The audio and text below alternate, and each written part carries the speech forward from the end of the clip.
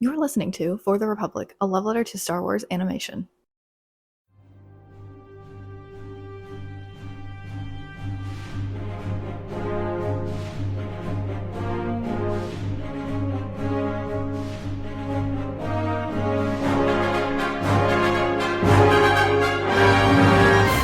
Hello there. Hello, everyone, and welcome back to For the Republic, a love letter to Star Wars animation. Andrew and Conor are here to talk about chapters 3 and 4 of Maul, Shadow Lord, titled Whispers in the Unknown and Pride and Vengeance.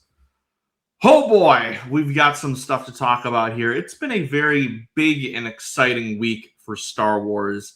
Not only did we get these Maul episodes, but Star Wars Celebration tickets are going on sale in May, and we got another trailer for the Mando and Grogu, and tickets for that are on sale. And you and I, my friend, I know we both bought tickets this morning. What does it feel like now that the last episode we recorded, we were reminiscing on The Force Awakens and buying tickets for that the first time and just experiencing that opening night. What does it feel like, the fact that in a little over a month, we're going to be seeing new Star Wars again, and like that feeling of buying tickets again for a new Star Wars movie in the theater? It really hasn't hit me yet, because I think for me, I think the big thing with the sequel trilogy for me is the fact that it came out during college for me. So I still had that like routine of like school to where I could use Star Wars as a distraction in a way to get away from everything. And so because of that, the hype of those movies and the community I found through those movies is just something I'll always remember. And I guess just now being an adult, boo, with responsibilities, boo, but also money. It doesn't, I don't know. Maybe it's because of that combined with the fact that like Mando and Grogu, I'm like, I was with season 3. Yeah. So I'm just kind of like, I'm looking forward to it, but I'm not like over the moon hype for it like I was when like The Last Jedi came out. No, I'm still with you. Like, I really enjoyed that last trailer.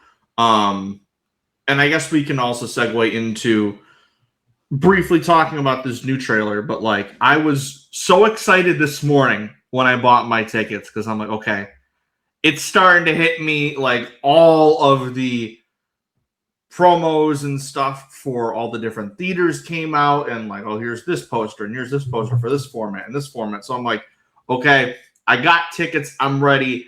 This is going to be fun. And then just hearing about the CinemaCon panel and the way that they described the first 20 minutes, people have now seen parts of this movie, and it sounds like it's going to be really fun. And I really dug that second trailer.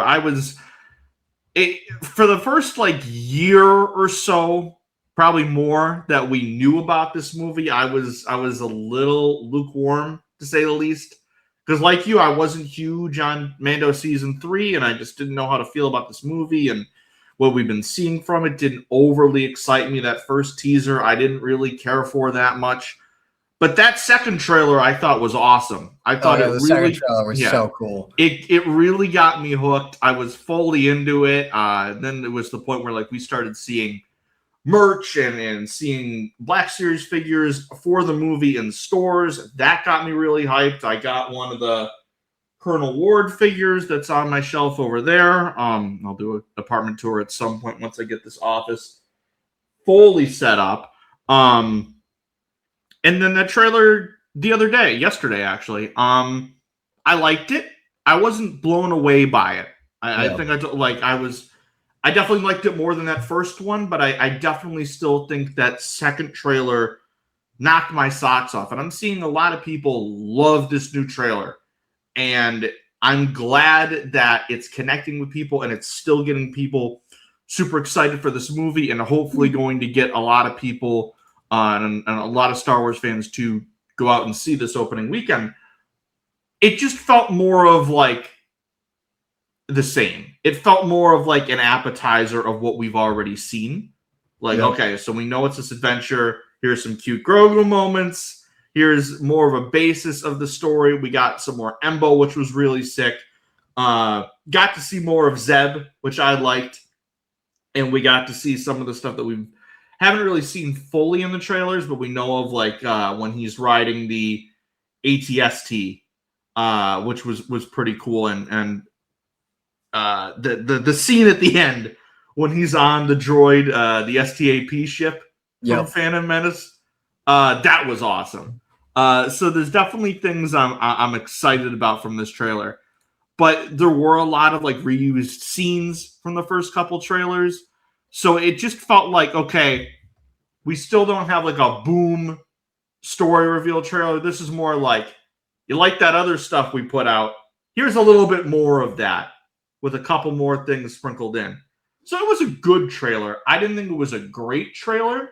Yeah, it's very much reminiscent of how they did the Mando trailers, where it's like, we got most of the stuff from the first half of the show, and then like the second half, there was like nothing. Oh yeah, I guarantee you, this everything we've seen is from the first like maybe 45 minutes of the movie. Yeah, because it still feels like, because Lucasfilm, for better or for worse, with their movies has been very, very secretive on the plot stuff, to the point where, like, when Force Awakens came out, there was the bait and switch on who the Jedi was that still causes some controversy to this day, and just like very hesitant to reveal super heavy story details in their trailers and their marketing. So I'm hoping that there's still some stuff that we don't know about that's going to be like, oh my God, when we get to it opening night. But there's also some things that they're describing that feel refreshing and feel new, that I am looking forward to seeing. And I'm definitely looking forward to the movie now more than I was, say, in September of last year, where I was just like, I'm going to see it because it's new Star Wars, and I'm excited for the concept of new Star Wars. The actual movie, we'll wait till Starfighter. But like now it's like, which people forget, which I think a lot of people forget, or maybe not, but like that's already in post-production. I think it's well into post-production. Yeah, that's already been, the filming's done. And I'm thinking, my crack theory is that, jumping off the success of Project Hail Mary and how well that's doing, it would not shock me if we get like a little small teaser when Mando and Grogu comes out of Starfighter. Because again, they have the movie shot. I'm not saying like a full-fledged trailer, but maybe like a 40-second trailer or something in front of Mando opening weekend would be really sick. Because again, that would be wild to see. The biggest thing right now is Ryan Gosling in space.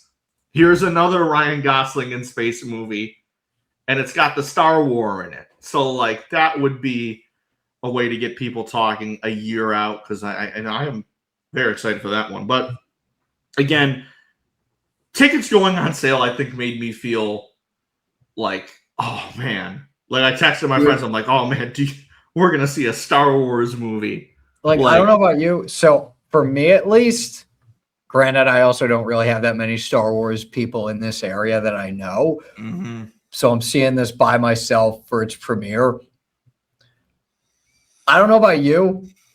Somehow, I was able to grab the very last row in my AMC, one seat in the middle. The very last row. The very top row. Oh, you lucked out. Yeah, I'm like in the middle of my theater, because I got IMAX opening night, and I'm gonna go that one. I'm going by myself, and then later in the week I'm going with a friend. I didn't pre-order tickets for those ones yet, so I'm probably not gonna get great ones. But like, there were definitely some, because I bought mine at like 9:30. And there was already like maybe a fourth full. So I'm just like, oh, damn, okay. Yeah, good. I bought my tickets at like 10:15 or something. So but it's like it's happening. We're getting close, and we'll be talking about it obviously in the lead to it and after the movie comes out. So it's been a crazy week to be a Star Wars fan. And then May 6th Celebration LA tickets go on sale. Yep. So not only do Celebration tickets go on sale, hotels go on sale apparently too. Oh, I'm fucked. Yeah. Which I have already booked mine. Okay. So, you're lucky. I haven't. Well, it's only because it's genuinely, here's what happened. So like I told my family about this because part of me was like, I don't want them to be like, oh, where are you? I'm in LA. California. And I'm like, yeah, I'm in California all of a sudden. I just teleported. But and I thought they were joking about this. They're like, oh yeah, we'll help you out with the hotels and whatnot. I was like, okay, sure, whatever. And my parents called me like, what is it, a couple weeks ago on a Thursday, and they're like, hey, we found this hotel. It's pretty good. There's a metro by it. It's pretty good price and everything. It gets you to the convention center kind of easily. And I'm like, okay, sure, yeah, let's go with it. She's like, all right, done. I'm like, what? She's like, oh, I'm sending you the confirmation email. I'm like, what the heck, Mom? Like, okay. She's like, oh, if you need to, if you can cancel it till like mid-March 2027 or so. But I'm like, all right. I got a hotel room for 4 other people, so well, there you go. Hotel room. There you go. I mean, I'm at the point right now where it's like I know I can afford the tickets, the hotel, and the flight right now. I'm like, we're gonna have to wait. So we shall see, but hopefully at least you got room if you need it. Yep. So there's gonna be at least some for the Republic representation at Celebration 2027, which if you're planning on going, we'll hopefully see you there. But now, yeah, I just gotta get my tickets. Yeah, no, that's gonna be the. Yeah, no, I'm gonna. Dude, did you see the VIP price? Yeah, no, I'm not paying that shit. I'm just going with the 4 I'm gonna day. Try it because I'm insane. I'm gonna try and get them. The last time I bought tickets, it was like whatever I don't think they do it anymore. Whatever the Jedi Master level was like, I'm pretty sure it was like went on sale at like 3:00. I pulled the app up at 3:00. By 3:01, they were already sold out. I'm like, God damn it. Yeah. And that was back when I could have afforded. I do not think I'm going to get them, so I'm going to try and aim for like the 4-day pass. And if I don't get the 4-day pass, I'm going to just get individual passes. Yeah, no. And then try my luck with the panel system, which I've heard is not great. It's not great. The lottery and stuff. I didn't even realize how it worked the first time we went to one with the lottery. Because when we did Orlando in 2017 and we did Chicago in 2019, Orlando didn't have the lottery system yet, so it was just like people sleeping overnight, waiting in line to get into the TLJ panel. If you got in, you got in. If you didn't, oh shit, whatever. Chicago, we didn't know how it worked. So like we were just like, oh man, crap. So we couldn't get into Tross or a couple of the other ones, but we managed to get into Clone Wars Season 7, Jedi Fallen Order. There were a couple other big ones that we got into. So that was a fun one, and I'm excited for the 50th anniversary. So there's going to be some cool shit. Yep. And I do not want to miss it. And I've never been to California before. So I've never been to Celebration, so and California, fun, my friend. I don't care about that. I've never been to Celebration. Fuck wherever it is. I've just never been. Yeah, no, it'll be fun. It'll be very fun. So it'll be nice. So I'm very excited, and I hope to see several of you there that are planning on going. This is where the fun begins, indeed. Yeah, let us know. Yeah, let us know in the comments if you're planning on going to Celebration. So we would love to see you guys there. Yeah. No, anyway, Maul. Oh my God. So the big framing for this first episode that we got was spliced between two things. We had Maul and Devon's back and forth. Starts with like this tea ceremony, and then eventually turns into Maul just stalking her in the night after Devon takes one of his sabers, and then leads to a pretty kick-ass duel in the last portion of the episode. And then also Lawson's storyline, where he's trying to learn more about Maul. He's got the conflict between having to abandon his son during his sports match, and then also with his partner Two Boots, who keeps being like, I gotta call the Empire, and he's like, no. And then he'll be like, oh, I gotta call the Empire. And then we find out in a line of dialogue that Lawson's ex works for the Empire. They threw that in there, but I was like, oh shit. That. Dude, when that happened, I was like, she did what now? Hold up. Can we go back to that? So it's there's even more reason, because we knew it's okay. So there's definitely something that Lawson knows, that because Two Boots is still in the mindset of this is still the Republic, because he is back in the old days we would call the Republic and they'd send out a Jedi Knight to help us out. And Lawson's it's not that anymore. So clearly, even though this is only about, I think, a year after Order 66, Lawson knows something, whether it was on Janix or wherever, to where he is the Empire cannot be trusted. He even says in this episode, or it might have been the next one, but it was one of the two, where it's once they get here, they're not leaving. They're going to find their excuse to stay, and they are going to be on this planet forever, and we are going to be stuck under Imperial rule. And there's so much about Lawson that intrigues me as a character, because he clearly knows something's up with the Empire. And then also, it's so refreshing to see a character with a position of authority like Lawson to have these interactions with Devon and Master Daki, to where in the second episode where he uses the Force, and I'm I can't tell if he knew he was using the Force or what. But then in episode 4, when he sees them use a lightsaber, he's like, oh, you didn't tell me you were Jedi.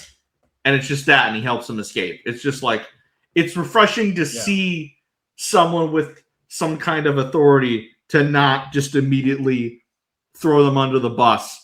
Which is going to be intriguing now that the Empire is there, and we know we're going to be getting Inquisitors in this season now Lawson has that knowledge that there are 2 Jedi on this planet. So what's going to happen with that? I know. I'm going to skip ahead with this thought, pretty much to the end. That fight, the duel between Maul, Devon, and Daki. Yeah. I straight up, I think at the point where she was separated from her master in that fight, I thought for sure he was going to eat. Oh, yeah. I thought he was dead. I thought it was going to be this is an Obi-Wan Qui-Gon thing all over again. It's it's going to happen. It's going to happen. I was shocked, I tell you, shocked when her master did not die to Maul. I was it's going to happen right here. I think it's going to happen soon. I hate saying it, because I think he's been a cool character. But I think whether it's Maul or one of the Inquisitors, and that's how Maul starts to manipulate Devon more. Because look what the Empire did. They took your master. You need to take my advice. You need to see the world like I do, and just really just start digging his claws into her, planting those seeds of... Because we definitely see at the end of the 3rd episode, the minute Devon just starts channeling her rage, he's like, all right, my work here is done. Yep. And the fight just kind of ends there. Dude, it's kind of wild. I'm not going to lie, because I'm so used to Clone Wars season 1 to season 5, how their animation is. It's kind of wild seeing the absolute fluidity of these duels. So good. It's so good, but there's a part of it that's like taken aback, and it's like I don't know if I like this. Well, not if I don't know if I like this, but it's like this is new. Mm-hmm. Like I'm not gonna lie, Clone Wars season 7, the first duel between Ahsoka and Maul on Mandalore, I didn't know how to feel about it because it was you could very well tell that it was motion captured, and I just was like, this feels weird. Mm-hmm. Like I'll have to rewatch that duel, but I think when I rewatched it like a couple of years ago or whatever, I was like, oh, okay, this is actually a pretty good duel. But like because it's so fluid and I'm just not used to like the stop motion animation of like the earlier Clone Wars seasons, it just felt so strange. Yeah. So and just especially with the added style of this show and just how the lightsabers just pop and they all have that like crackling, unstable Kylo Ren-esque feature to it. Seeing them collide, especially in the pitch black fight with Maul and Devon, was holy shit. And then that second duel, it's like people have been losing their minds all week over that fight. And I need to just rewatch it individually because I had a blast with these episodes, and it definitely does feel different from what we've seen. And you're right, when Clone Wars season 7 came out, I think they even like made a point in the marketing to be like, hey, look it, we're having Ray Park come in and do the motion capture for this fight for Maul. Like, we're gonna make this a big thing. We're hyping this up like it's Duel of the Fates. Ray and Park, then man. here, look, Sam Witwer's my Maul. Like, no, I know. We're not going to get into the whole thing, but like, I know you know what I'm referring to. Oh yeah, I'm well aware of, which is why I'm like, do I even say his name right now? But it's like, then you see this, and just the added stuff of like what I really do need to play Force Unleashed. Oh yeah. So. Yeah, no, me too. I remember getting, because I got, what is it, the Ultimate Sith Lord edition for Christmas one year. Yeah. And I got until maybe like the 3rd level, and then I just stopped playing. And I got to finish it because I know there's some really cool shit in that game. And I've just never experienced it besides seeing the meme of the Star Destroyer being pulled out of the sky. So you're going to love this. This is a take. This is a genuine take one of my buddies has. Michael McCoy of All Remaining Systems. I'm pretty sure the podcast is still active. I do not remember. I don't know. All I know is he runs a couple Star Wars D&D campaigns. Mm-hmm. I was talking to him about the Force Unleashed. He's like, oh, what version do you have? And I said the Xbox 360 version for the Series X. And he was not a fan of that because to him, and I'm not even kidding you when I say this, the PS2, like, old gen versions of that game are better than like the quote unquote current gen. So like PS3, Xbox, or whatever. And I was like, why is that? And he said, because they weren't so obsessed with all the physics-based stuff of like making it so over the top that they were just like focused on making just a solid game with a solid story. And I'm like, that's really interesting. Because you never hear that with the Force Unleashed, like someone being a fan of the last, like the last gen version. I don't remember if it was Jared or someone else that we had on here before. Probably Jared. That was talking about the Wii version being like the superior version. Probably. Actually, I don't know about Jared for that, but like.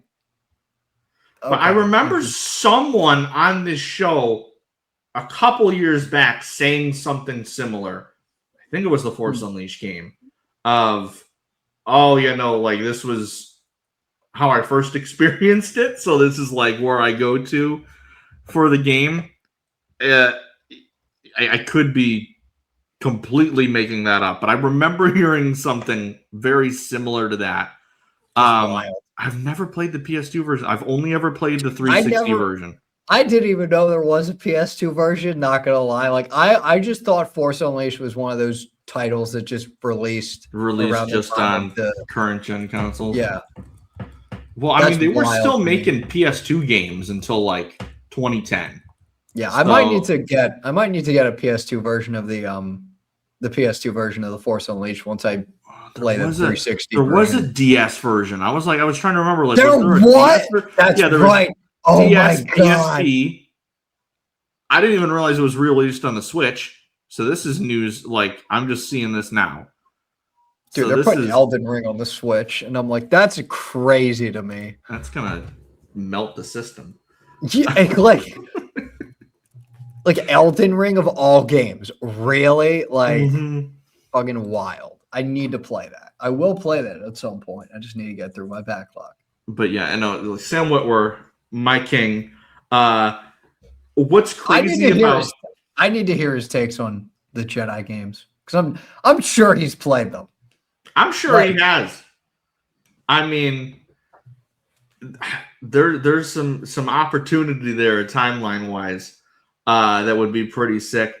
Also, weirdly, because I haven't played Outlaws yet, but a lot of the Syndicate stuff in this show makes me want to pick up those games and play it. How am I just hearing about this? Unless I'm not, and you talked about this before, and I'm just forgetting. What, that I haven't played Outlaws yet? Yeah. I feel like I've brought this up before, yeah. Okay, you probably have, but like I just did not remember. You have to play. Okay, so here's my thing. Now that all the DLC is out, I think it's like a good time to step in and play it. So the actual I'll give you my honest review of Outlaws. We're doing an Outlaws review in the middle of the Maul episode. Who knew? My honest review of Outlaws. The combat and gunplay, it's all right.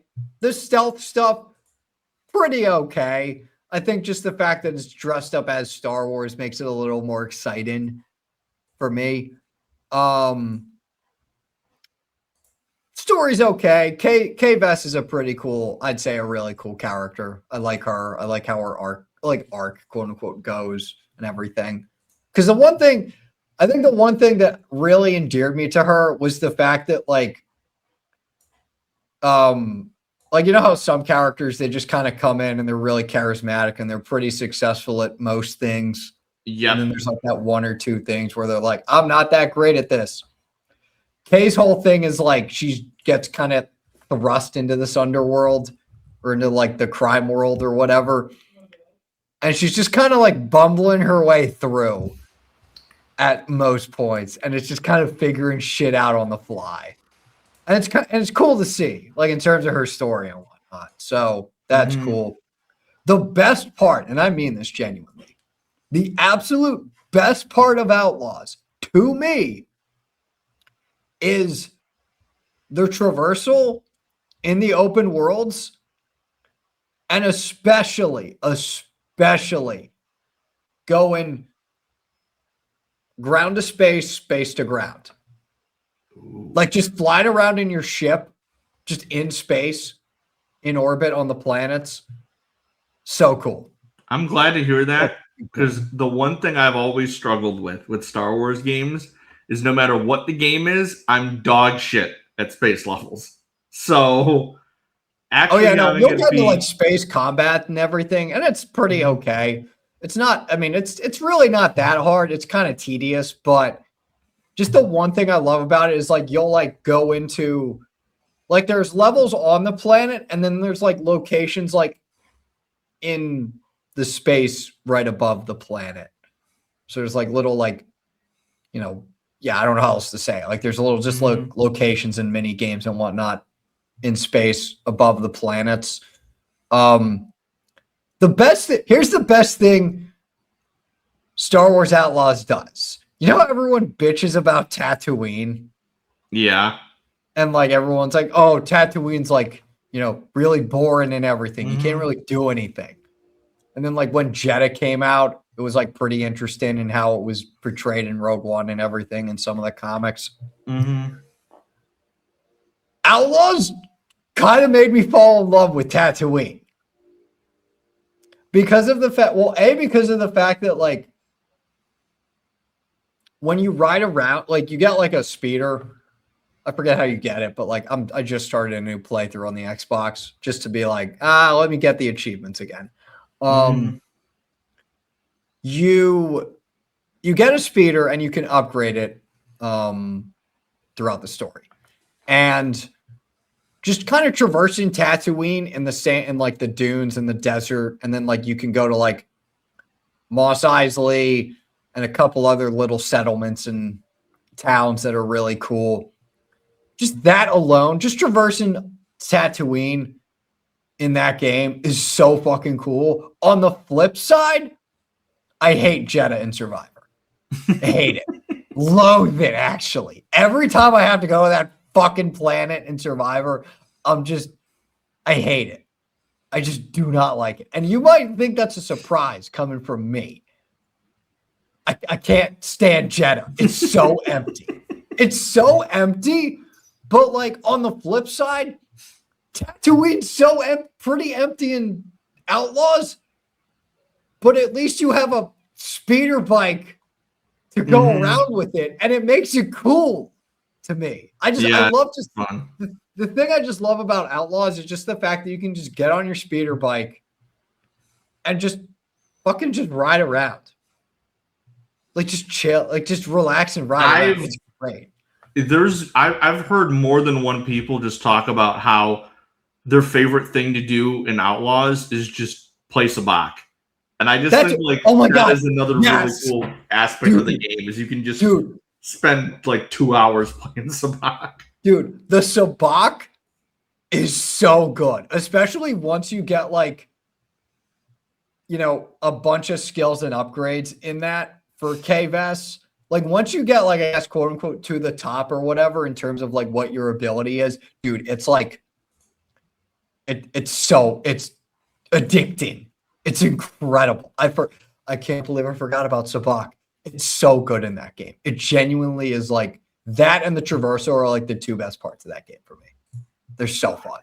I'm excited. I'm gonna get it at some point. Again, I need to finish the games I'm currently playing first, but I'm gonna definitely play it before was it Galactic Racer and Zero Company.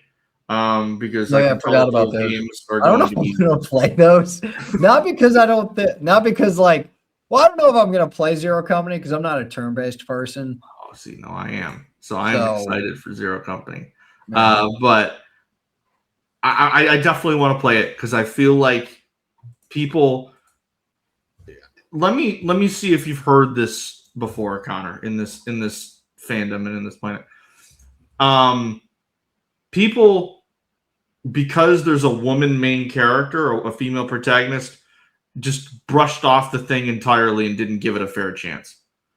That's pretty. And went in with preconceived notions and biases, and let their opinion form around that. Have you heard that before? I think that sounds pretty familiar. That sounds So I mean, that definitely I feel like affected Outlaws in a bit. But everyone I've heard that has played the game seems to have fun with it. So and just the open world like sandbox aspect of it. I don't adore open world games. Like some I really like, some I'm like, all right, like what are we doing? I think it's done pretty well in this game because at the very least, it's not like open. It's not open to the point where it feels okay. There are points where it feels like empty, but like you have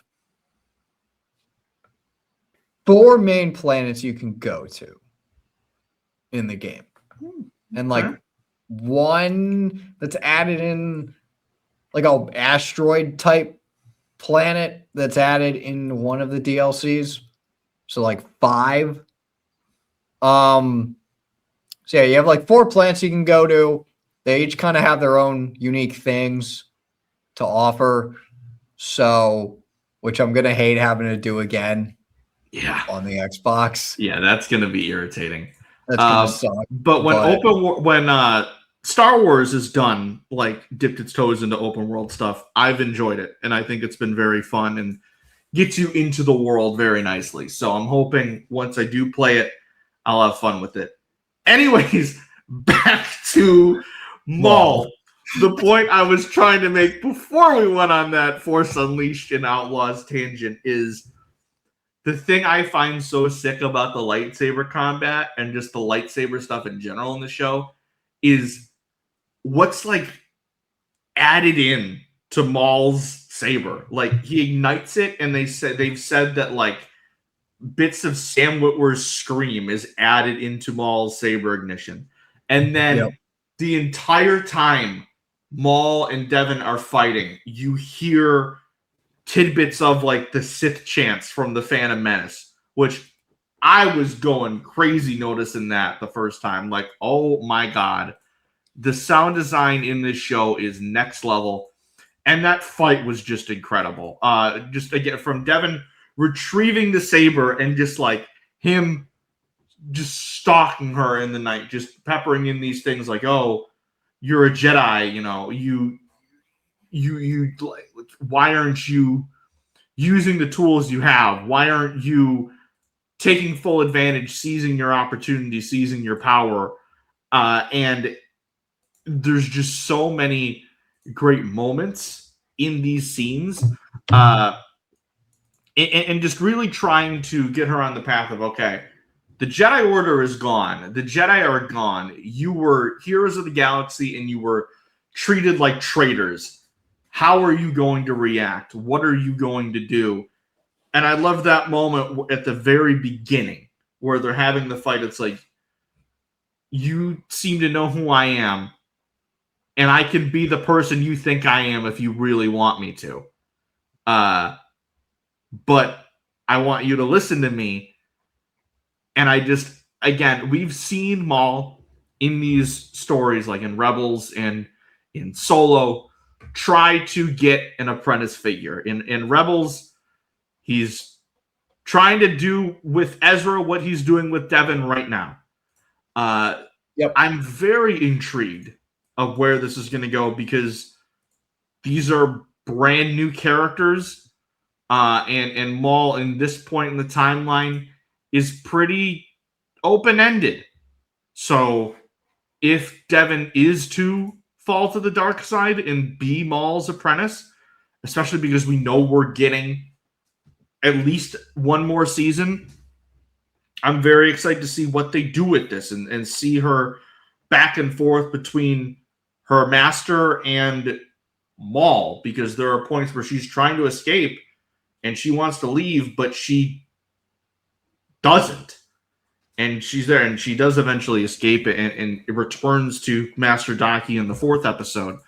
And then it leads to that duel where they're trying to take him out, trying to confront him, trying to bring him in. But there's definitely something. Like, it's not like, I don't think she's fully hooked in, like Anakin the moment Mace is about to cut down Palpatine. Definitely isn't there yet.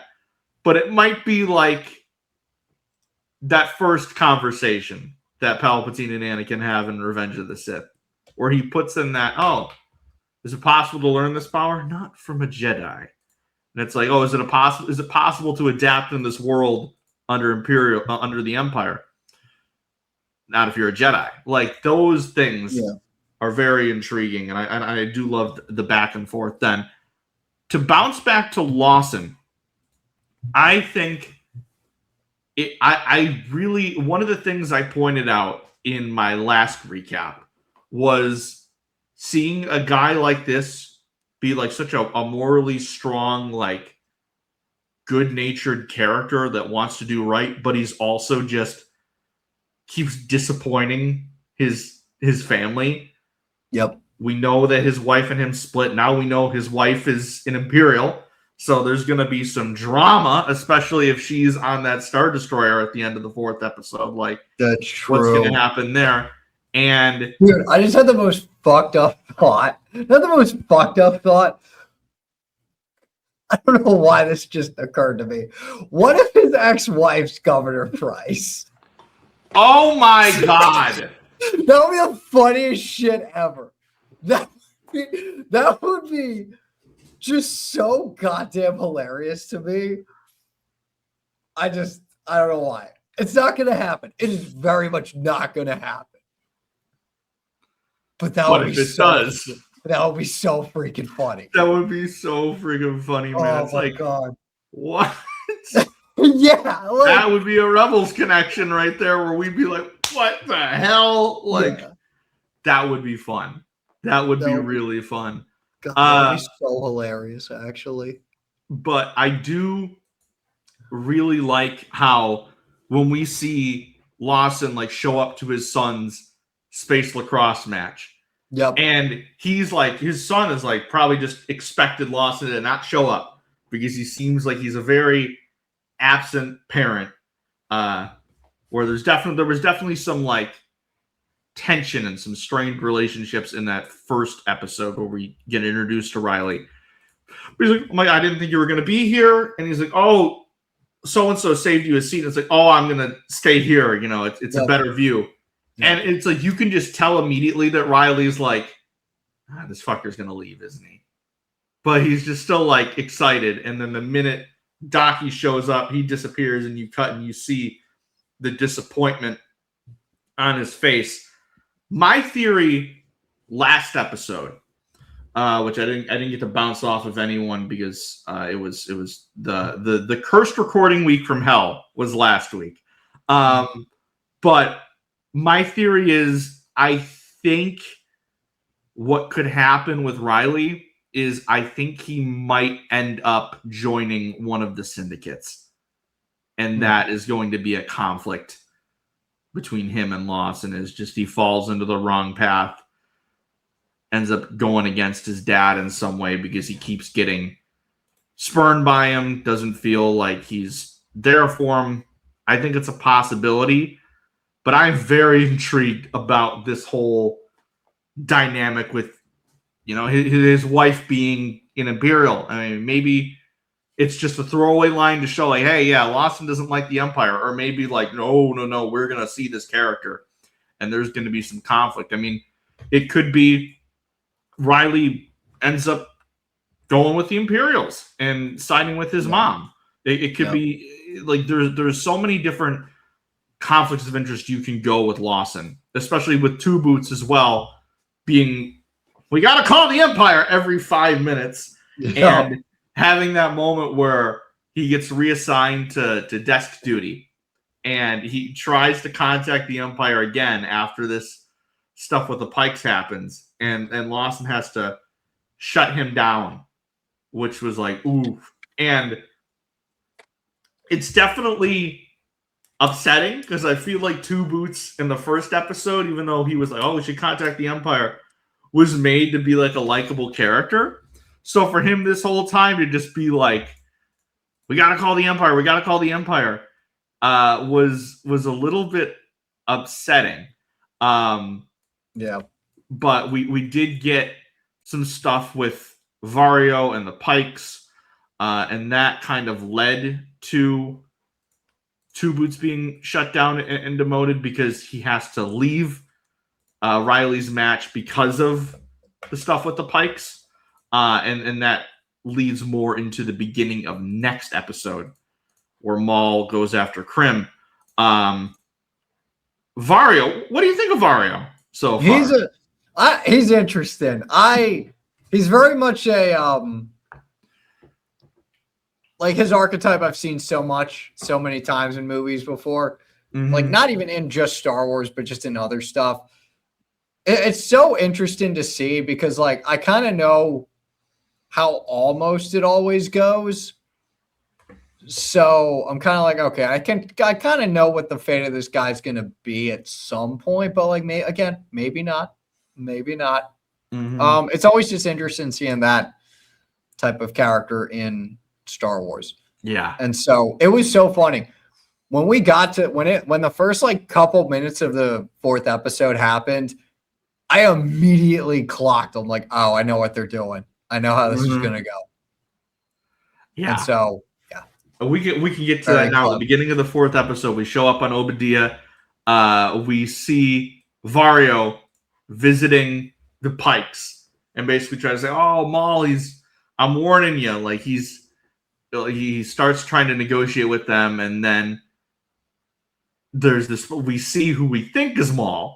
And he's like, oh, I tried to warn you. I'm so like, he tries to help the Pikes, and he just starts cutting them down.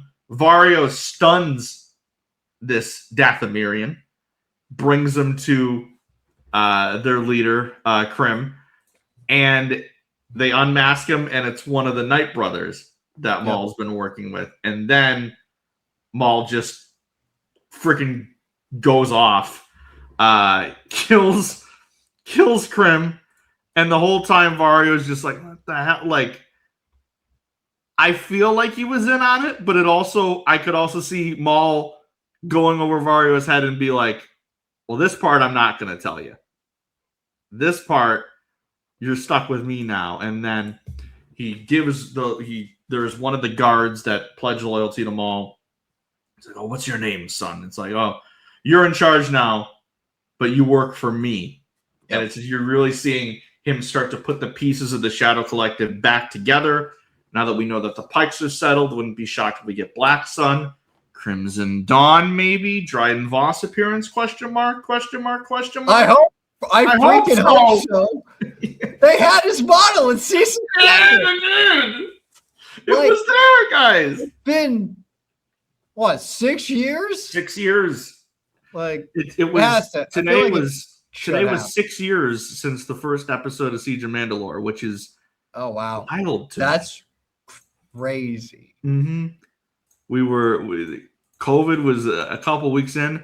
I will never forget, like, Clone Wars season 7 drops. We're like 2-3 episodes into the Bad Batch arc, and then COVID happens and everything starts shutting down, and I'm like, what the hell is going to happen? It was like crazy. And then that last couple episodes of season 7 came out, and like that was just like at least something to look forward to every week. Like, I can't leave my home, but Obi-Wan still got me, guys. So those were wild times to look back on. Remember COVID? That was scary. Let's not do that again, guys. But anyway, back with on Janix, we do see Daki and Devon reunite, and it was just nice seeing them together, especially after the last couple episodes. We really only got the one scene in the first episode where they have to like beg for food, and then Devon gets herself arrested. To see them work together now for a whole episode, I felt like you really got to appreciate more of the master-apprentice dynamic there. And I did find it very nice in the third episode when Daki's talking to Lawson. It's like, oh, Devon, my niece. And it's like a cover-up, but it's like, man, like it definitely feels like a very paternal relationship the two of them have. But Devon suggests working with Lawson to help bring Maul in to take him out. They come up with their own plan. At the same time, later, Lawson tells the chief that, I think we know where he is. We found his stronghold. We need to bring all the men we have here. And they have a raid going. Two Boots at that point is like, no, we got to call the Empire. Lawson shuts him down. And then that sets up what we get at the end of the episode, which is really going to be changing a lot of things. And then we have this standoff between Lawson and Maul, and getting to see the two of them go to war with words for the first time was great. Yeah. Because Maul's like, I can tell you're an intelligent man. So, I have some respect for you. I want you to listen. I will spare your men if you basically let me do what I want. Let me use this planet as a base. Don't go after me, and I will not take over and destroy your planet. Just give me free passage, and we can have a deal here. And I will protect you from the Empire. We'll be cool. Just let me do my own thing. We don't have to do this. And Lawson, of course, is like, I can't do that. And then we get this really, really sick firefight between Maul's forces and the Janix police. Like, it was like, again, we talked about how sweet the animation was for the lightsaber duels, the same can be said here. Like all the pop in colors and everything. It was such a cool fight. And then seeing at the end of it, like the look and the dread and the sadness on Lawson's face as he sees all of his men like just carried out on those stretchers, and like seeing like his comrades killed for something that he led and initiated, like that was a pretty heavy scene. And then to have that the double whammy of Two Boots being like, oh, well, I forgive you, my friend, and I hope you can forgive me. And then boom, Star Destroyer. Great reveal. And it really, I thought they did such a great job at holding off and building up the Empire in these first 4 episodes. Yeah. Where they weren't like, they were taking their time, but they weren't like purposely pushing it back. They were letting the story build, and to get to it to where we don't even see Imperial presence until the very end of the 4th episode, I thought was great. And the way that they entered with the Star Destroyer towering over the planet. Oh, it was so cool. It was great, man. And I am very excited to see what happens here. We know that now during the saber duel, Maul, Daki got one of Maul's legs, so now Maul's hobbling around. Daki was injured by Maul. So it's like they're both kind of weakened now. So that is I'm interested in what the dynamic is going to be. I'm worried for Master Daki. I feel like Marok might get him, or Bird Dude from Tales of the Jedi. I'm worried, but these were some good ass episodes, and I'm very excited for what the setup is. About the saber fight overall and the ending with the Empire. We mentioned how you thought Master Daki was a goner. What other things stood out to you besides that as we wrap up these episodes? I mean, I guess just seeing like another sports game in Star Wars was cool to see. And the fact that like Lawson does want to support his son, it's just that like there's a lot going on. There's a lot going on. This job is this man's life. And now this crazy ex-Sith Lord comes in here and is trying to take over all the syndicates on our planet. There's a lot to look forward to with this. Again, 10 episodes. It's a little less than we're used to for these animated shows. But at least we know we're getting multiple seasons.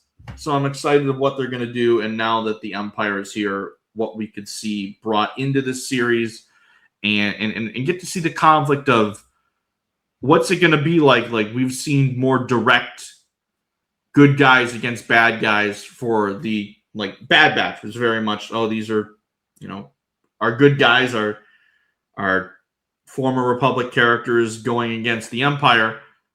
With this one, it's like, well, Maul's leading the charge. How is that going to work? What's it like when you're fighting the dark side with the dark side? That's going to be very intriguing. And then how does Devon play into this? What's her role going to be there? Also, just very small tidbit here. I love, like, we knew the character's name, but I love how we don't see Maul or any character mention Devon by name until the very end of the 3rd episode. Because he's like, you should tell me your name. If we're going to talk, I should know your name. And she doesn't say anything. But then at the end of the episode, it's like, pleasure doing. I'm going to need that back now. Devon. And then she's like, what the hell? And she leaves. What the fuck? It's like, how do you know who I am? So it's like, I really like how this show is building their story and the way that they're crafting it. I do like the way that each episode blends into the next, and it feels like one just very serialized narrative. But now we got the big bad Empire here. When Maul wants his revenge against Shivi Boy, how is it going to play out? We'll have to wait and see. So next week's episodes are titled Inquisition and Night of the Hunted. So I wonder what's going to happen in those episodes, guys. I wonder who's going to show up in those ones. Yeah, I'm curious, like, What Force Hunters are going to show up in that episode?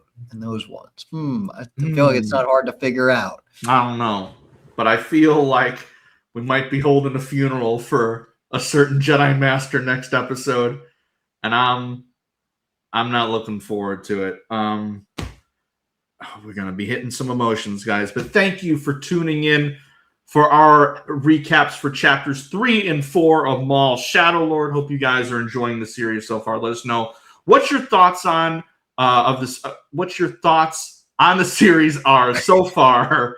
Words are hard, guys. In the comments, we'd love to hear from you guys.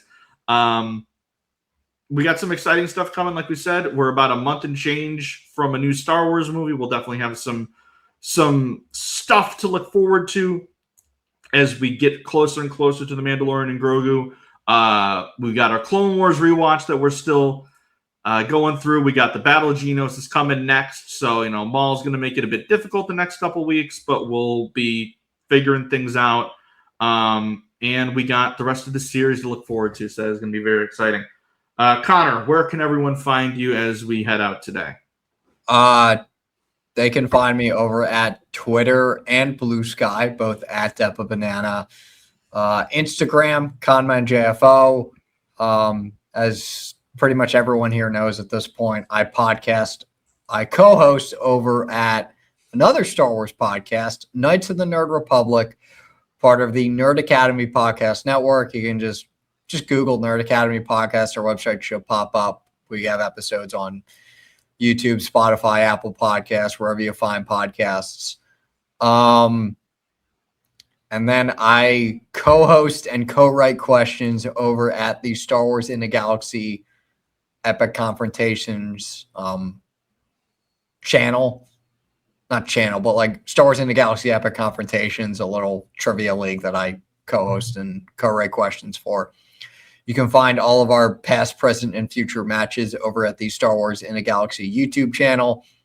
Yeah, that's really about it. I recently reactivated Facebook, and I'm back in this one Star Wars group that I used to admin for, and I still do now, but like I'm just like whatever about it. It's been pretty quiet. Yeah, so you're stronger. It's cool though. So as for Andrew. As for myself, you can find me all socials at Starlight Andrew, Twitter, Instagram, Blue Sky, and TikTok. Starlight Andrew on all platforms. You can follow the podcast on Twitter at For the Repub Pod, on Instagram, TikTok, and Blue Sky at For the Republic Pod. You can find us YouTube, For the Republic Podcast. Support us there. Also Spotify, Apple Podcasts, wherever you get your podcast, should be able to find us there. Like we said, we got some exciting stuff planned. So catch you back here next week for our next Maul coverage and more to be had after that. So until next time, take care. May the Force be with you.